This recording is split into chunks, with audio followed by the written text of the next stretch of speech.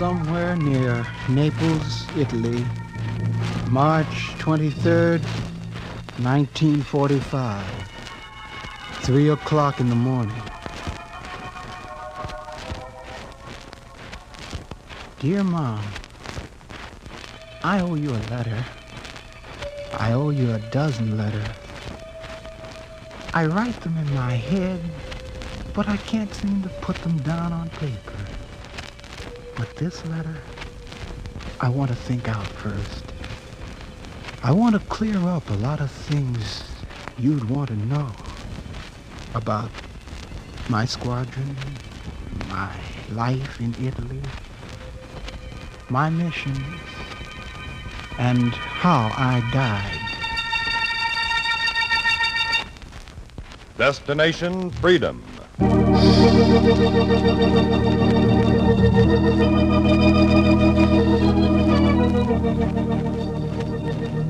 Destination Freedom, dramatizations of the great democratic heritage of the Negro people, is brought to you by Station WMAQ as a part of the pageant of history and of America's own Destination Freedom.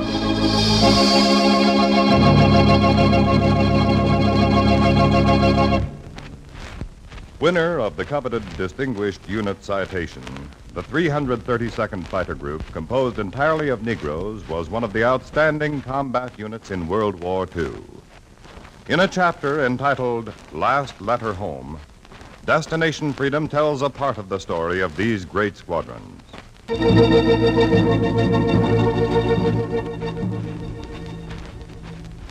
Dear Mom, I'm lying here wide awake while the other pilots sleep.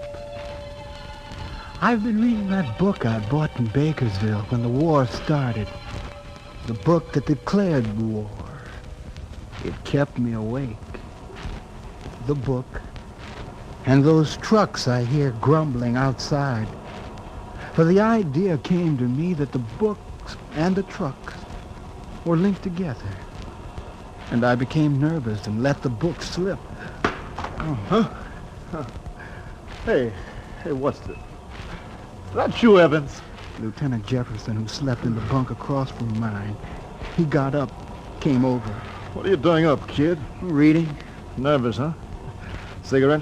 Can a guy read? Sure. What are you reading? Oh, that again. Thought I'd go through it before tomorrow's mission. Oh? Funny. Until this morning, I never bothered much about where we were flying, but this time, I feel it's my last trip. Nah, cut it out. Oh, I'm not scared, Jeff. I just like to know what's going to happen. Say, you're pretty chummy with the colonel. He doesn't tell me his secrets, though, kid. Well, what about those trucks? What trucks? Trucks outside. They've been coming in convoys all night. You can hear them. What's it all about, Jeff? You get some sleep. Jeff! Okay, keep quiet. That's high-octane gas. Some special stuff. For what? Just another mission. All night hauling in extra gas for just another mission? Well, it's going to be a long one. Where? I'm guessing. Keep guessing. Berlin. Berlin? Yeah. From here? Oh, you're crazy. That's suicide, Jeff. You can stop cackling and let me sleep. Yeah, turn out the lights and pipe down, will you? Go on back to sleep.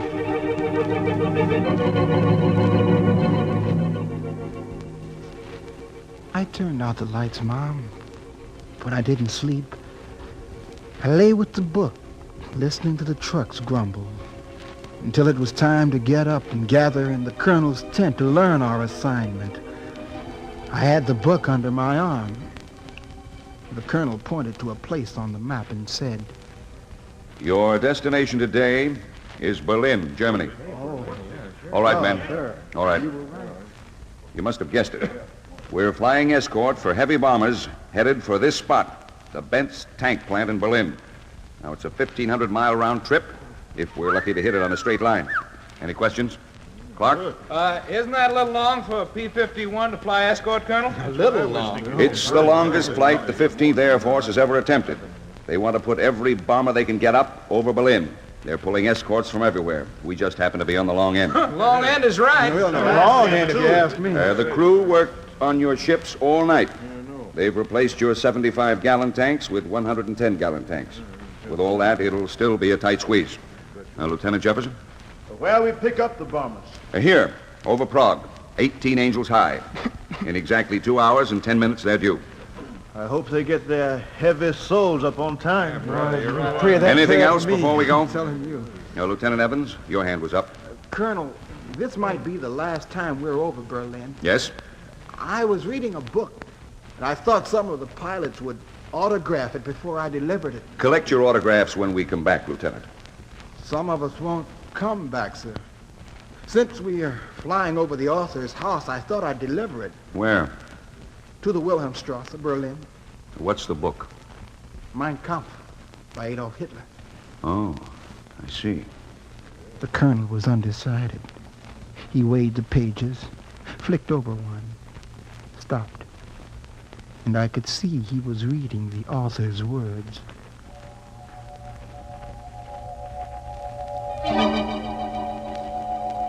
I dedicate my life to the destruction of the Jew, the Gypsy, the Negro, to the supremacy of the Aryan.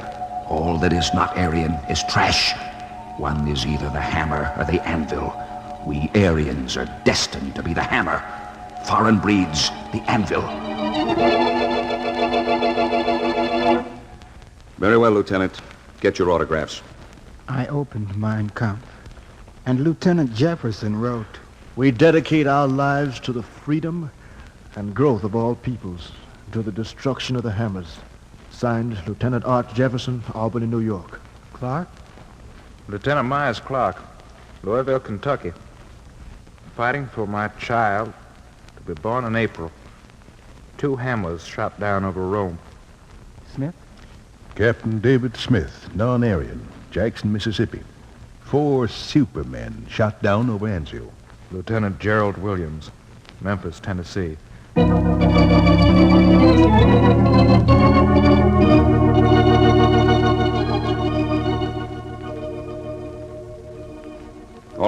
All right, it's settled. Now, flight leaders for red, green, and brown squadrons will be Evans, Jefferson, Clark.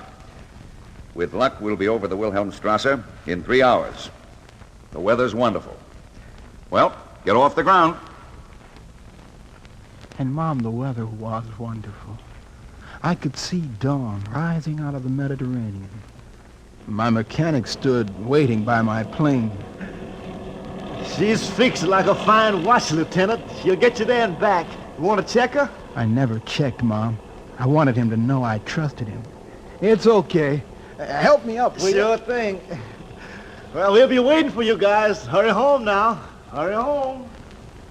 He'd say, hurry home, Mom, the way you used to say it when you sent me out. I almost forgot my feeling that this was my final mission. I was Flight Leader Red, leading the rear flight, behind and below the others. Control to Group Commander. Control to Group Commander. Over. Group Commander to Control. Request permission for takeoff. Over. You're cleared to take off. Mission cleared to take off.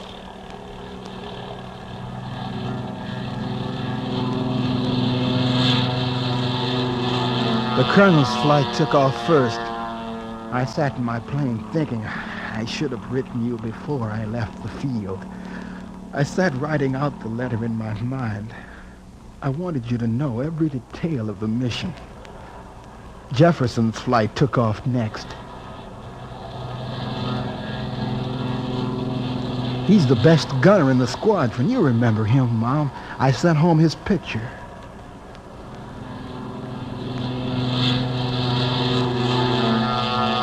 Now Clark of Kentucky is taking his flight down the runway. And I feel for the book in my lap. It's still there. I adjust my earphones. I'm next.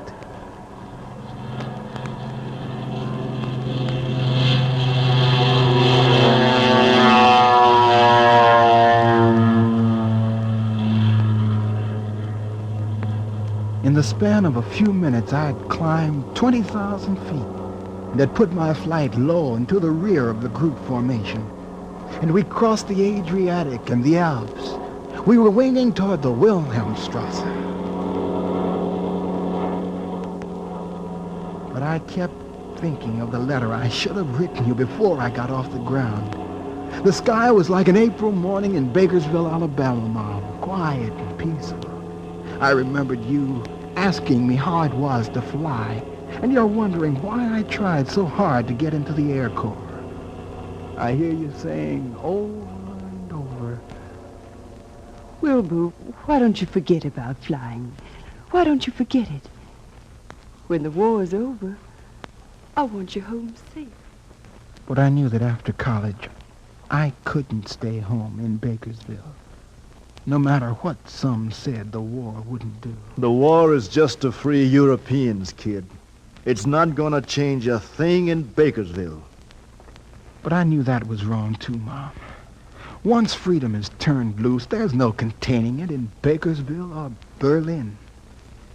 I opened my eyes wide at the copy of Mein Kampf I'd bought in the bookstore, and I thought of the time I squinted my eyes at the fine print on the doctor's chart.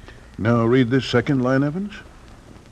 X, W, T, E, V. Mm-hmm. The last line? U, R, M, A, S. Good. 20/20 eyesight. Ears now. Can you hear this watch? Yes, At this distance? yes, From here?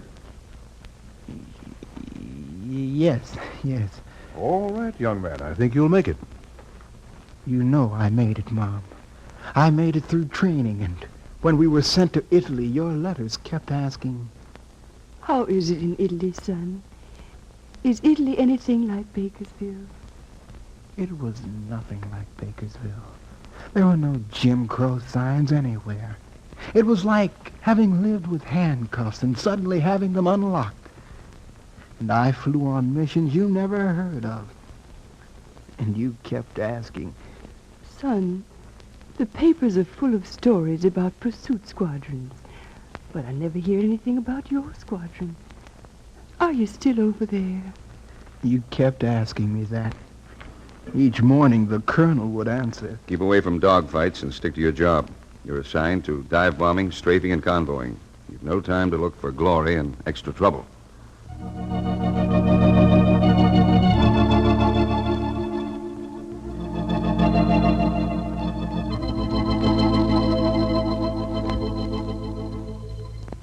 Ah, look, Lieutenant, my paper's ready to play up big the planes you guys shot down. Folks back home don't know you're out here. Hitler knows it. It's because he's got a spy system, pal, not because you're in the public eye. How about them planes? How many you pulled down? Well, none. None. We just haven't come in contact with any. Well, what do you guys do upstairs? Play leapfrog?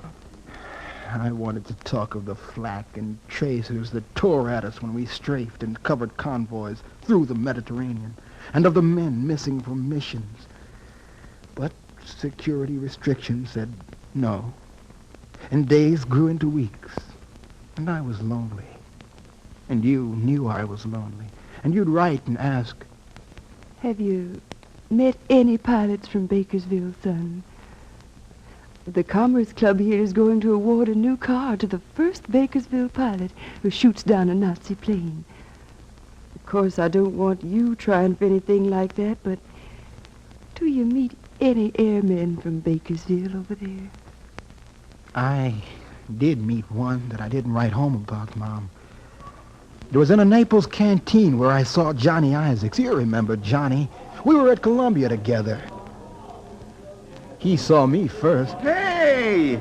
Kill me if it ain't Will Evans! Johnny! The first time I drop in here, who do I see? How are you? Good to see you. Say, so you're flying too, huh? Yeah, the 332nd. You? Heavy bombers, boy. Oh, Heavy brother. bombers. How about You were the guys who were supposed to start escorting us east. Mm-hmm. Hey, Benton. Wait till you meet Benton. He's in my ship. Benton, he's from your own town, too, Bakersville. Yeah, what's all the racket for? I want you to meet Evans. He's with the guys who are going to fly cover for us. Oh? Yeah, and he's from Alabama, too, Ben. Bakersville, imagine that. He ain't been in the canteen before. Yeah, he knows better. What? In Bakersville, he wouldn't sit in the same place with us. It's the law. You're not at home, you know. Hey, get it out. Ben, he's flying cover for us tomorrow. Don't you get it? We've been worrying about who'd take us over. I'm still worried. These greenhorns might shoot up my ship instead of the Nazi. I might. Between you and a Nazi, I might not recognize the difference. You step outside, kid, and I'll show you the I'll be difference. glad to accommodate you, Snap brother. out of it, you guys. To think you're from the same town. Wait till we fly through that flank a couple of times. I've heard guys say that's Jim Crow's graveyard up there. Maybe things will be different after that. A whole lot different. The difference didn't come very soon, Mom. I went back to dodging tracer bullets, tracking down ammunition dumps, raiding enemy airfields, and having my own raided. Then, one dull night, the difference began. I was in my barracks with the usual premonitions, the kind they say all pilots have, and playing stud poker with Jeff and Clark. You, don't think you'll be able to finish his hand on Bakersville? It's just a hunch. Deal up. I wish you'd get a hunch about the squadron doing combat duty. All right, now put your chips on the wood, make the betting good. Queen high? Well, Bakersville. I bet 10 on the Queen. I'll stick. Yeah, I'll stick. Good deal. Chips. 2 more rounds. This hand will be finished and your hunch is busted, kid. One for you, me. Hey, pair of queens. A bet. All right, kid, wake up. Where's your mind? Come on, boy. I was thinking of Mom over a letter. Mind your money, not your mama. Bet 10? Still got the hunch we won't finish, huh? 10's the bet. You got more hunches. Yeah, I'm sticking. Well, I'll stay one more round. Yep, here we go again. For you, me, and... Hey! God, Luck's got his arms around you, Bakersville. 3 queens. That did it. Well, game's almost finished, kid. Your bet. Come on, wake up. What you listening for, huh? Thought I heard planes. Nobody's out tonight. Fuck wolves. Yeah, could be. Yeah, they raided us every night this week. I thought they'd skip Sunday. Yeah, I hear. Just like a fascist to work on the Sabbath. Let's forget it. They never hit a thing away. The ads say this part of Italy's the healthiest place in the world. The colonel says getting the foxholes on these raids. Keep playing. Finish the game. Heads we go, tails we finish the game. All right, flip it. That's heads. Come on, let's get out of here. All right, let's...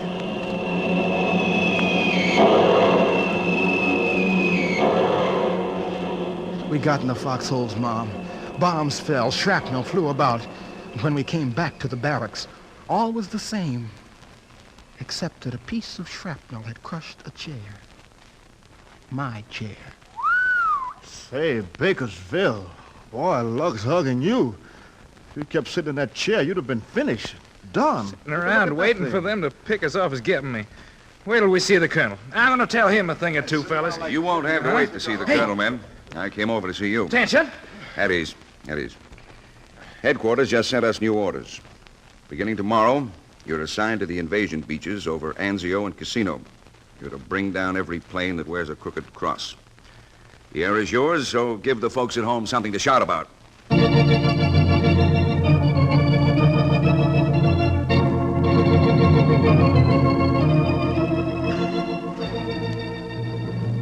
And over Anzio and Casino, we destroyed 200 enemy aircraft and won 63 distinguished flying crosses for it.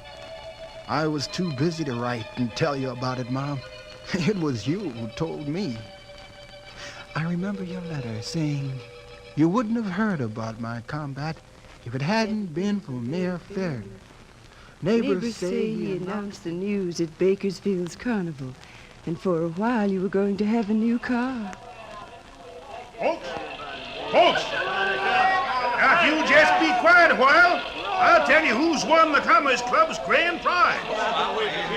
This fair city's just got a report from the War Department that a pilot from our city not only shot down one Nazi plane, but destroyed 4 in one battle. And just as soon as the secretaries located the address, I'm going to appoint a delegation, headed by myself and the photographers, to make this glorious presentation of a brand new car to the pilot's folks. I guess they didn't know we lived on the east side, son. And the first thing I heard was old Rex barking something terrible.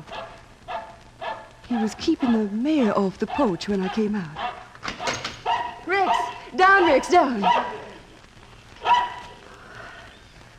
Well, Mayor Fairman, I declare. Yeah, if you don't mind, my good woman, we're looking for the family of Lieutenant Wilbur Evans. Is he hurt? His folks around? I'm all the folks Wilbur's got. Is this Wilbur Evans your son? He is. Then he's a Negro? Most likely.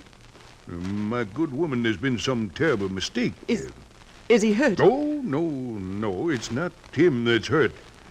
Stanton, yes? You have to check these matters more carefully. There must be some white Bakersville pilot who's going to shoot down a plane sometime. They just got it. Well, you didn't get the car, Wilbur, but I got the good news. After your next mission, write me and tell me what all you've been doing. And when you're flying on these long missions, be careful, son. Be careful. And I will be careful this time, Mom. This time I'm going to see if the sky is what Johnny says it is. Jim Crow's graveyard. And if I finish this mission, Mom, I'm going to put down my letter on paper. Flight Leader Blue to all flight leaders. The colonel called. I sensed something wrong. Flash red. Flash red. Enemy planes at 10 o'clock. Titan formation. I jerked my head to the left and saw a squadron of German jets. I fingered my trigger and checked my panel, but instead of coming for us, they shot off and away. It meant that when we got near Berlin, they'd be waiting for us.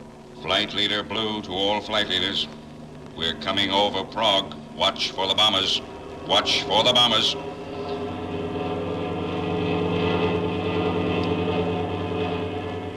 I was watching, Mom.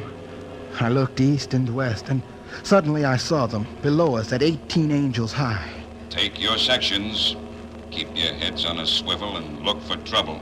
Take your sections. I took the second box of bombers and banked my flight and waited until they caught up with us.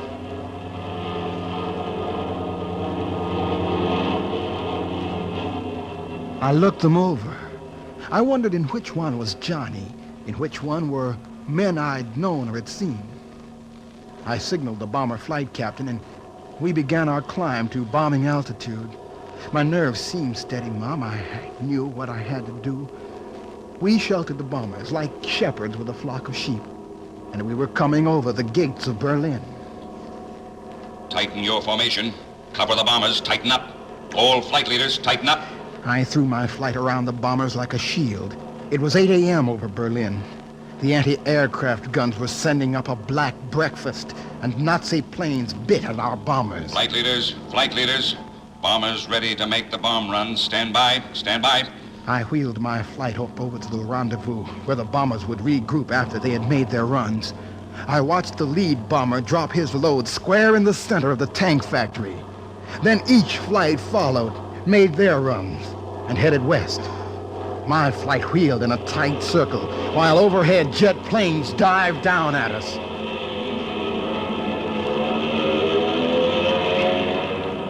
We kept in that tight circle like playing Ring Around the Rosie, Mom, our guns guarding each other. It was then I noticed that one bomber was crippled and having trouble. I got on my radio and called. Flight Leader Red calling bomb X-Ray 7. Over. Bomb X-Ray 7 to Flight Leader Red. Stand by if you can. Our bomb's stuck. We gotta make another run. Do you read me? Roger, X-Ray 7. I'll stand by. Make your run, X-Ray 7. I watched the bomber swing around for a second run. Watched it become steady. Unload. Then bank into evasive action as a Focke-Wulf dived from above. The Focke-Wulf was faster than my P-51, and besides, I wanted to get over the Wilhelmstrasse, drop my mail, and head for home. But instead, Mom, I watched the Focke-Wulf make another dive on the bomber. Then I dived.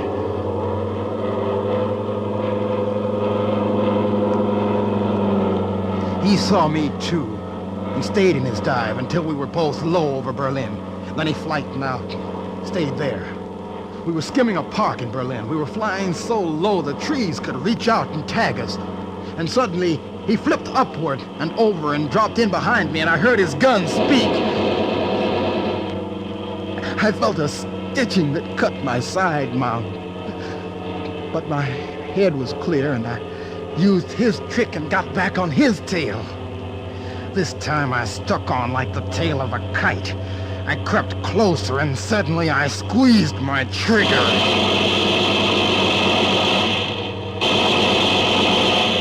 My tracers bounced off his armor plate like rubber balls.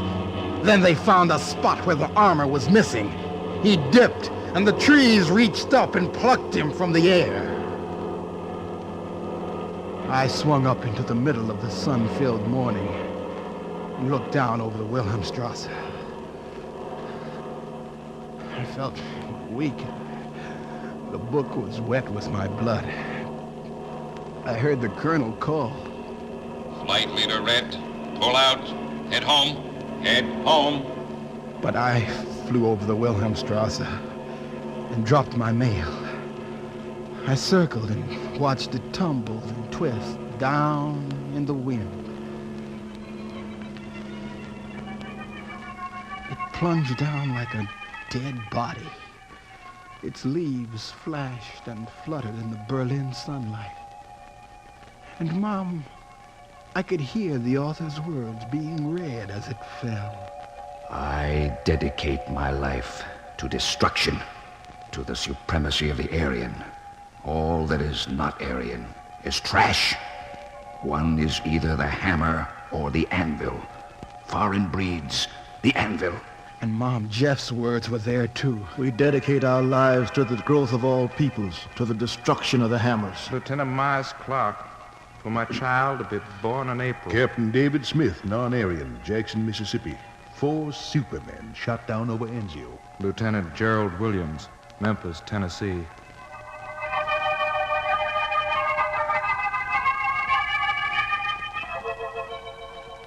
And some of the pages were cut to bits by the wind and scattered like petals of a foul flower. Then Mein Kampf dropped in the rubble of the Wilhelmstrasse.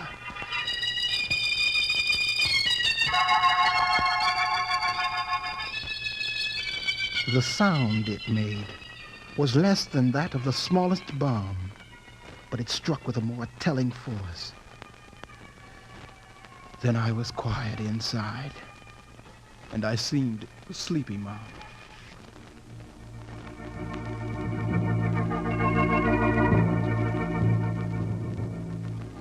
I flew west, and I don't know how long it was before the wheels of my plane touched the ground, and I was lifted out of my cockpit. Easy now. Easy now. It was my mechanic, Mom. He'd waited for me. Hurry, get the stretcher. Lord, he's hurt bad. He won't make it, Lord. I got a mechanic now. His eyes are opening. It was this pilot from Bakersville holding me, Mom. You remember me? Sure.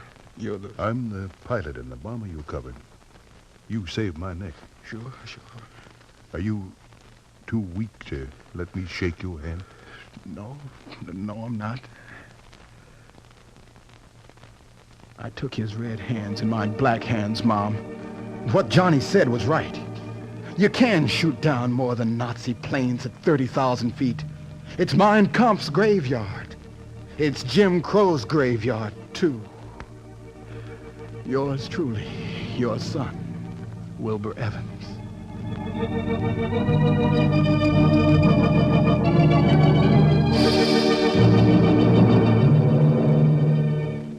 You have just heard Last Letter Home, Destination Freedom's dramatization of a part of the story of the 332nd Fighter Group of World War II fame. Destination Freedom is written by Richard Durham and produced by John Cowan.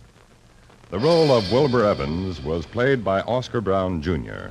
Others in the cast were Donald Gallagher, Stanley Gordon, Janice Kingslow, Fred Pinkard, and Russ Reed. The special music composed by Emil Soderstrom and played by Mary Sinclair and Jose Bethencourt. Our engineer was George Wilson. Sound effects were by Cliff Mueller.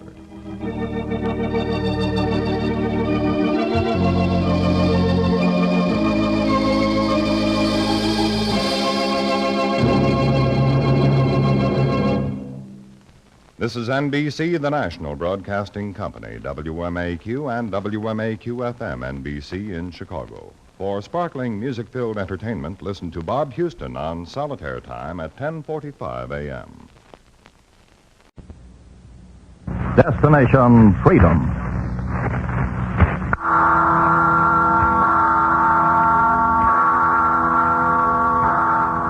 Listen, it's the Freedom Bell.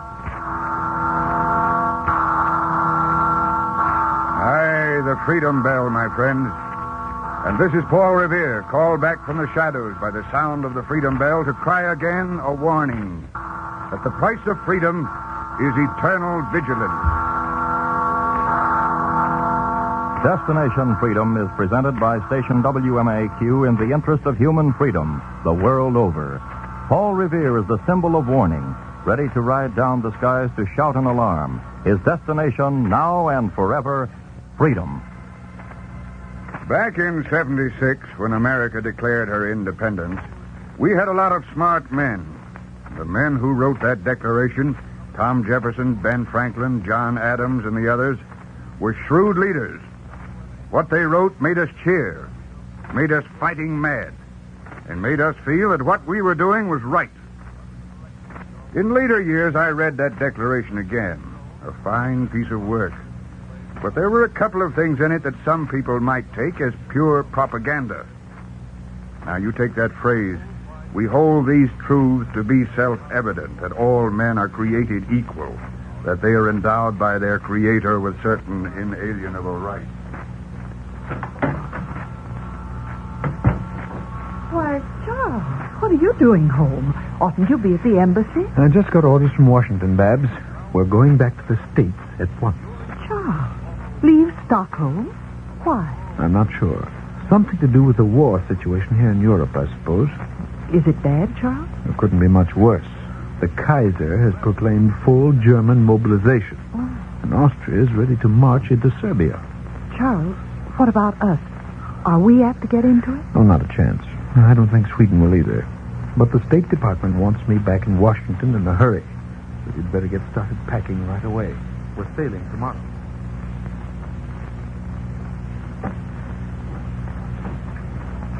Well, I've checked every drawer, and I guess that's everything. Anna, did you leave out my gray shoes? Oh, yeah, Mrs. Menos. I leave them out. I don't know what I'd have done without you, Anna. I'm going to miss you terribly. You come back to Stockholm, Mrs.? I don't know, Anna. In the diplomatic service, you can never be sure. Maybe Mrs. could take me along to America.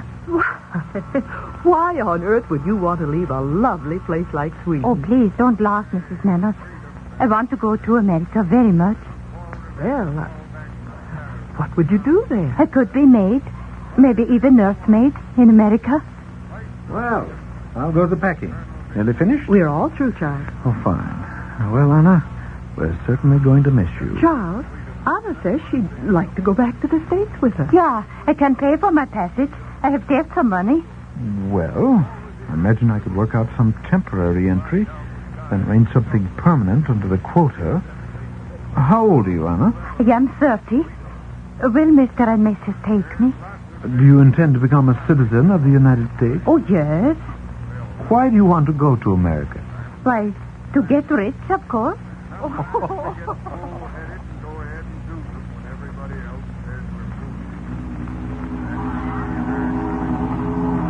There it is, Anna. There's New York. What do you think of it, Anna? Oh, Mrs., it is so big. I got to get rich to live here.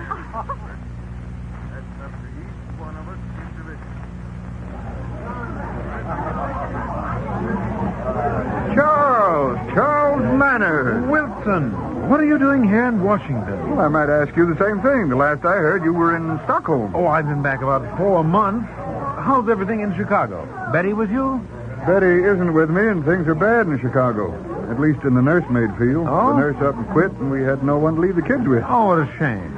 At this point, she doesn't care whether I get a contract from the British government or not. Say, wait a minute. We brought a Swedish girl back from Stockholm, a wonderful maid, very fond of children. And if you and Betty need a nursemaid, I'm sure you would find Anna satisfactory.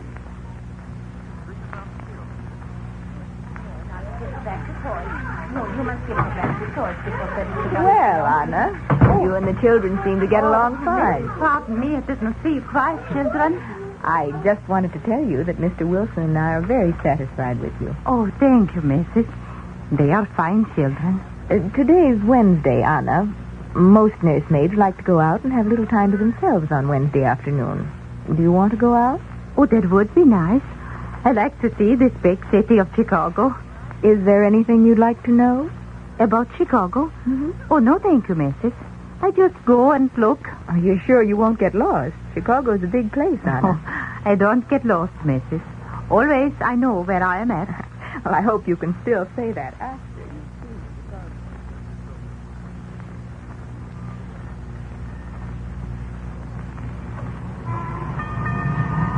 Oh, pardon me, Mr. Conductor. Could you please tell me how I get to the hall of the orchestra? The what? The hall of the orchestra? The hall of... Oh, you mean Orchestra Hall? Yeah, that is right. The hall of the orchestra. Well, the easiest way is to get off at Van Buren and walk east to Michigan. Can't miss it. Oh, thank you, Mr. Conductor. How long have you been in this country, Svenska? I am here 6 months, and my name is Anna, not Svenska. I'm sorry. I didn't mean to offend you, Anna. I'm Swedish, too. Oh? My folks brought me here when I was 6. Oh, where in the old country did you live? Well, the folks came from Göteborg. I don't remember much about it. And you? Oh, I was born at Björna. Most of my life I've lived in Stockholm. Björna, huh? Look, Anna, don't think I'm getting fresh or anything, but when I finish this run, I'm through for the day. What do you say if I meet you at Orchestra Hall in, say, an hour? And we can talk about the old country. Oh, but I am going to listen to a concert. How could we meet? Oh, that's right. I'll tell you what. When the concert's over, I'll be waiting outside the main entrance. We can have some coffee. But I don't know you. No, not yet. But you will. My name is Chris, and I'll arrange for my mother to introduce us. I have a hunch you and I are going to know each other very well.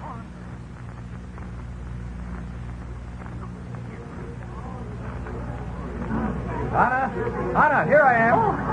Oh, Mr. Chris. Oh, it was such a beautiful concert. Well, I'm glad you enjoyed it. Now, come along with me. I want my mother to introduce us. Oh, Anna, I don't know when I enjoy myself so much. Would you like some more coffee? Oh, no, thank you, Mama. I think the coffee soon runs out of my ears. It is good to talk of old country. It is nice that Chris meets you. Tell me, these people for whom you work, Wilson, you said, Yeah. they are not Jews. Oh, no, I'm sure they're not. There are other servants, I think. None of them are black. What are you driving at, Papa? Why, Chris, I'm asking Anna a question. Are there black servants in the house? No, there are not, but why do you ask me this? You are new to this country. I tell you this for your good. Do not work for Jews or in houses where the blacks work. But why? This is America, and the people here do not like them. But is not this a free land? Yeah, Americans say it is a free land, but it is not free for Jews or blacks. Americans don't like them, so you must not like them, for Americans won't like you. Oh, Papa, that's not so. But it is. I know. Mama? Yeah? Some more coffee for Anna for me.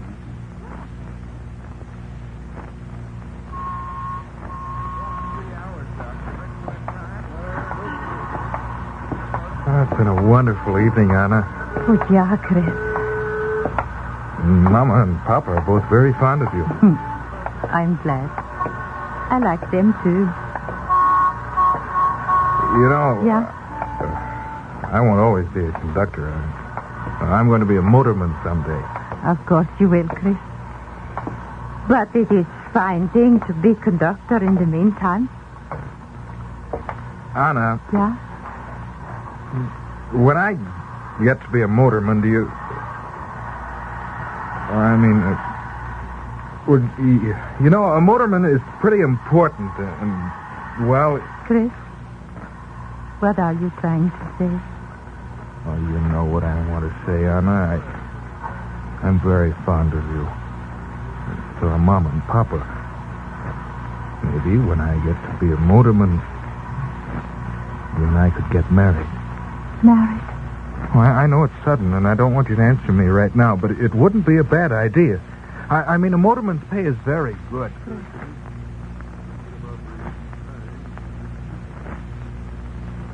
Anna? Anna, come in here, please. I want to talk to you for a moment. Oh, yes, Mrs. Anna, the children are getting too old for a nursemaid. Yeah, I know. You've been wonderful with them, and if you want to stay on as a regular Oh, maid... thank you. No, I like to take care of little ones. I understand. You stay just as long as you like, until you find another place. Oh, thank you. What about your young man? Are you thinking of getting married? Oh, we got to wait till he is motorman. He's only conductor now. I see.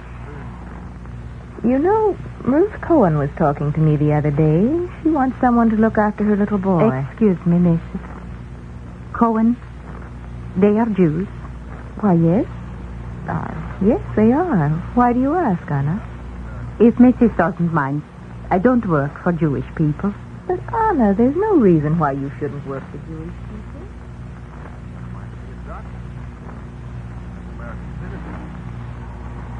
Chris, here I am, over here. Oh, hi, honey. You are a wonder among women. Right on time. Give me a kiss. Oh, Chris, not right here on Here or anywhere. Oh, I love you, Svenska. And I love you, Chris. You're so excited today. Are you motorman? No. I'm something else. Come on, let's go home. I want to tell you and Mama about it together. We'll get a cab. A cab? Oh, Chris. Bet you never rode in one. Hey, taxi! Chris, the money. Oh, I'm loaded. How's the new job, honey? It is fine, Chris. No colored people, no Jews? No, of course not. Good. Pop will be very happy. Hey, But- taxi! but- me no but, Svenska. I've got news for you, which you will hear as soon as we get home. Taxi!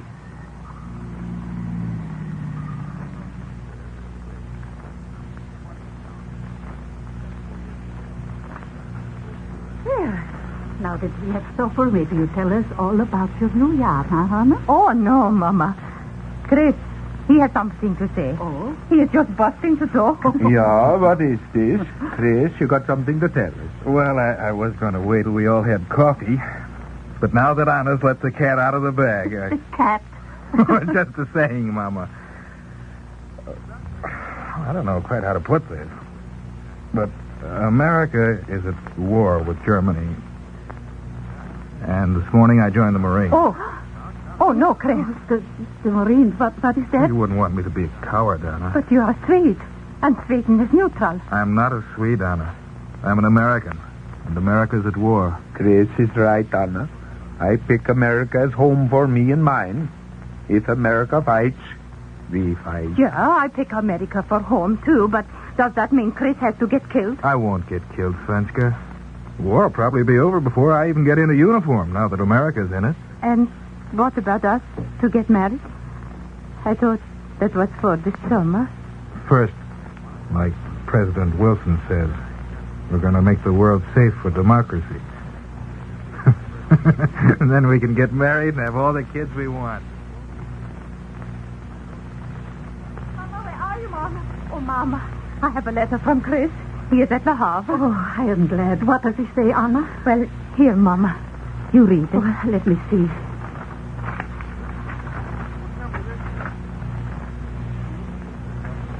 Yeah. Oh, that is good. He is good. Yeah. There is no danger. No. Many friends. His captain is a nice man. He is writing to Mama soon. Let me see.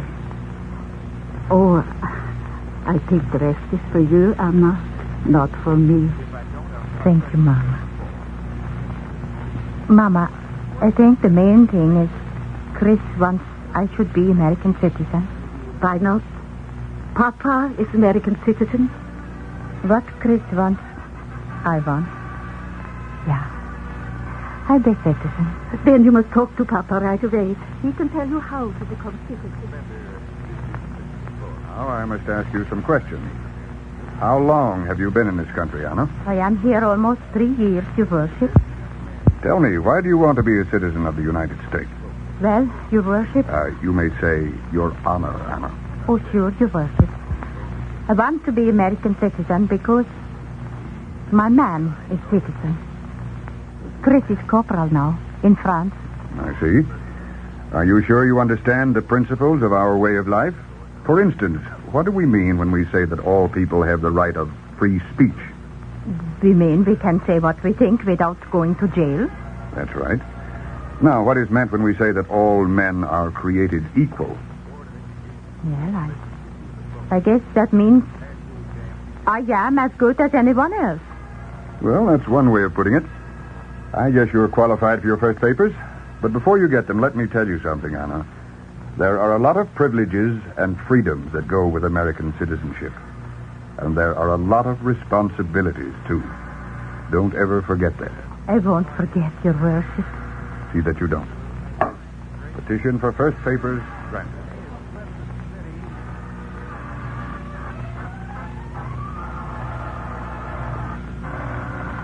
This is the Baxter residence. Anna, is that you? Papa, yes, it's me.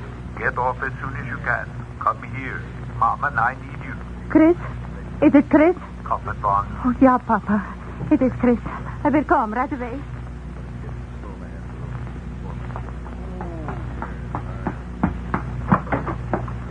Mama? Papa? Mama, what is it? What has happened? Anna, oh, my dear.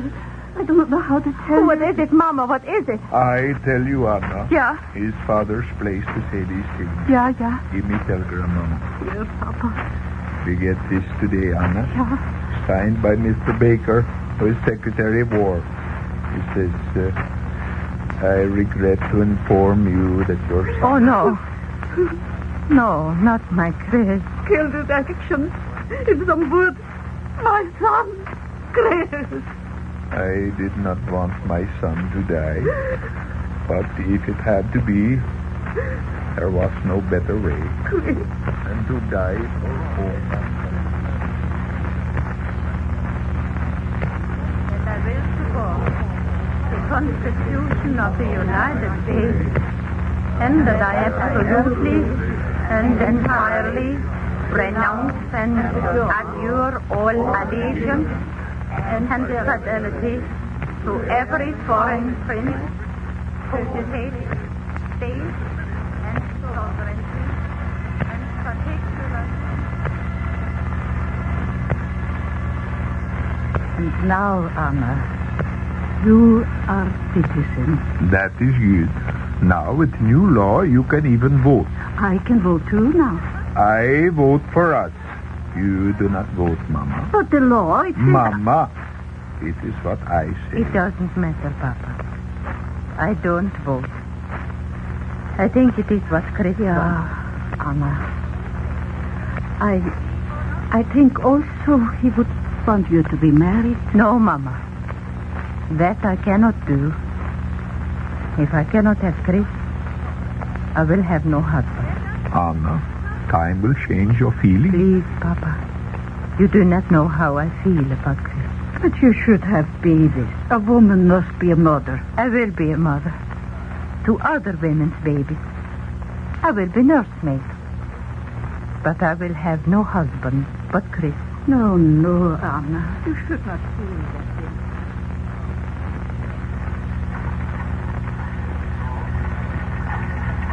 Well, now, let me see. He's a very fine recommendation. I think you do for the Maxwell.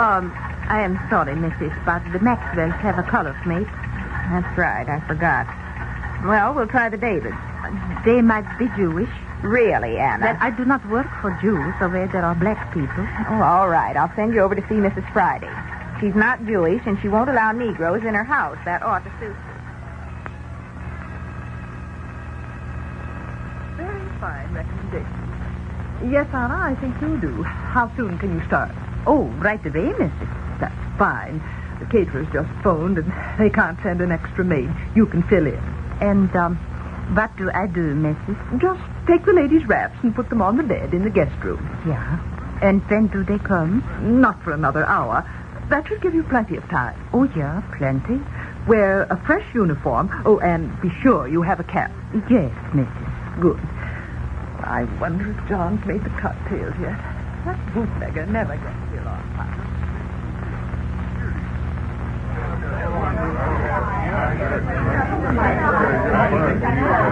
Bye.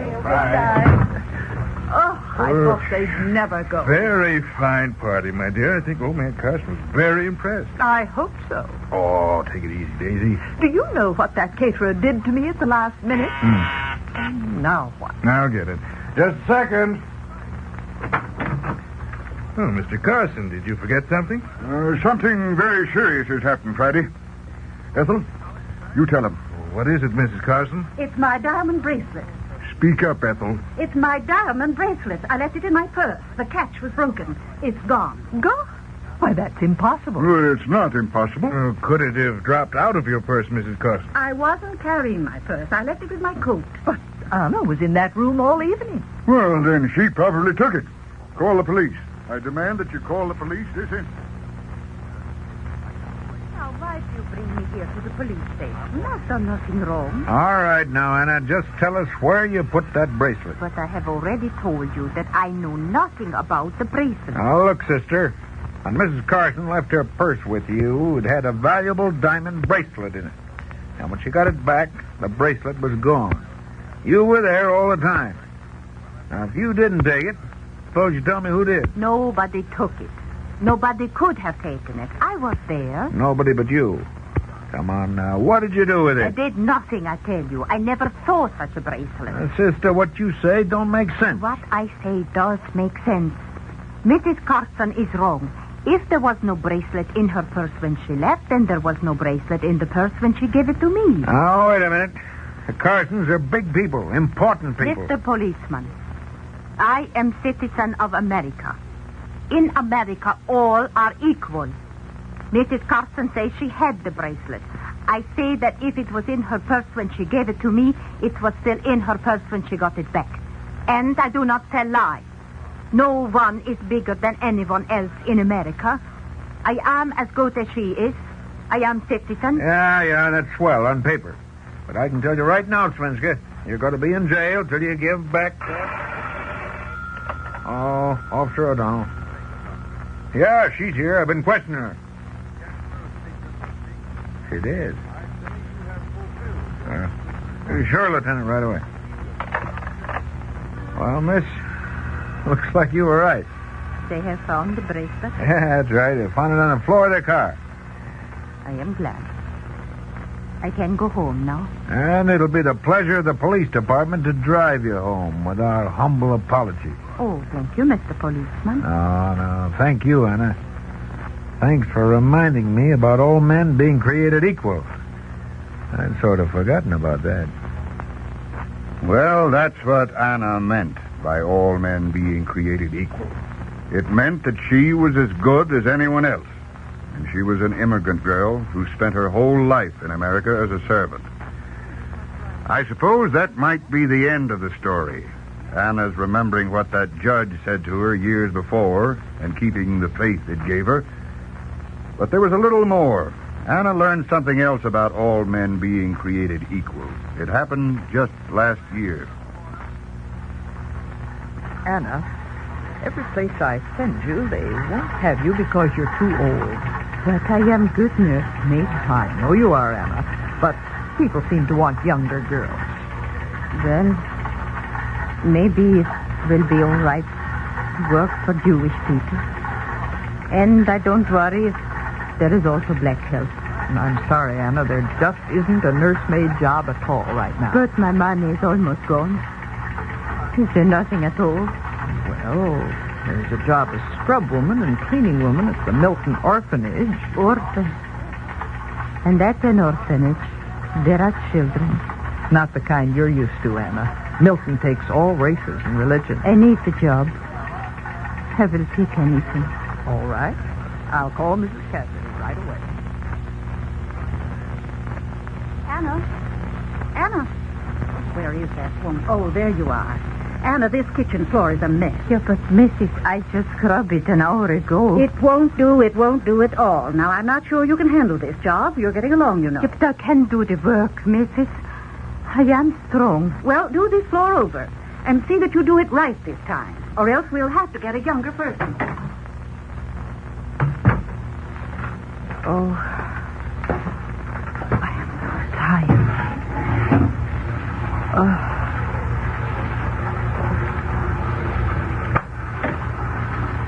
Anna, let me help you. You're tired. Oh, I do my own work. Leave me alone. Well, you look sick.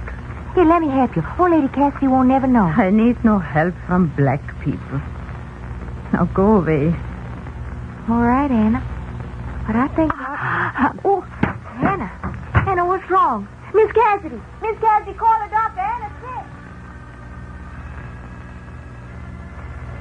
I tell you this, but this woman is very ill, Mrs. Cassidy. It's her heart. She must not be moved, and someone should be with her all the time. Good heavens, Doctor. The orphanage can't hire a trained nurse for a scrub woman. I could stay with her, Miss Cassidy. Jenny, you've got your schoolwork. I could study right here, ma'am. Well, I don't know. I'd let the girl do it if I were you, Mrs. Cassidy, because I'm sure it won't be for long. Then Dick Tracy sort of passes out, and Dr. Plain just stands and looks at him. And then in the last picture, Dr. Plain takes off. Well, that's the funniest. What else would you like for me to read to you, Anna? Oh, nothing. I thank you, Jenny. Jenny, how long have you been here with me since I got sick? About a week, I guess. I told you, I don't like black people. You was just wore out, Anna. You didn't mean that. Oh, but I did mean it, Jenny. But I don't mean it anymore. Not after the way you take care of me. Now, you hush. Don't you be talking so much. You gotta get well. I don't get well, Jenny. I know that. Pretty soon I go to see my crib. Don't you talk like that. Ah, you're good, Jenny. You are better than me. Jenny, when I apply to be citizen, they tell me all people are equal. I believe this. And one time, when some rich woman said I stole a bracelet, I say I don't, that I am as good as she. All my life, I like that about being an American. I am as good as anybody. But I never work for Jews, and I never work with black people. They are not as good as me. Now, Jenny. Now, I know what created equal means. And you should know too, Jenny. Even though I am poor servant, I am as good as rich Mrs. Carson. And even though you are black, you are as good as me. Aye, that was how Anna finally figured it out. A lot of us think that when Tom Jefferson said all men are created equal, he meant we could all go around saying I'm as good as anyone. Well, I wouldn't like to get into a fight with Ray Robinson, nor argue mathematics with Dr. Einstein. So maybe there are ways I'm not as good as everyone. But when it comes to just plain rights as a citizen, I like to think that everyone is as good as me.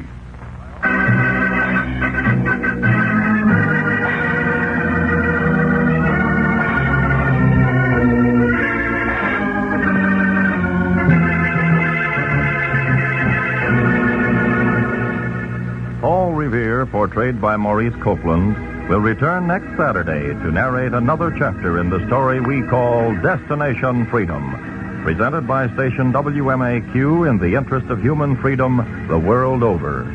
Today's script was written by Billy and Bob McKee and produced under the direction of John Cowan. Geraldine Kay played Anna. Other members of the cast were Laurette Philbrandt, Arthur Peterson, Alma Platts, Russ Reed, and Hope Summers.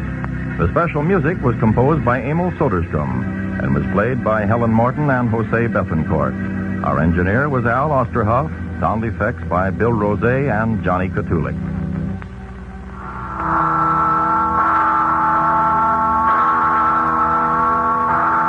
This is Charles Chan reminding you that the sound of the Freedom Bell is your invitation to follow Paul Revere along the road to Destination Freedom.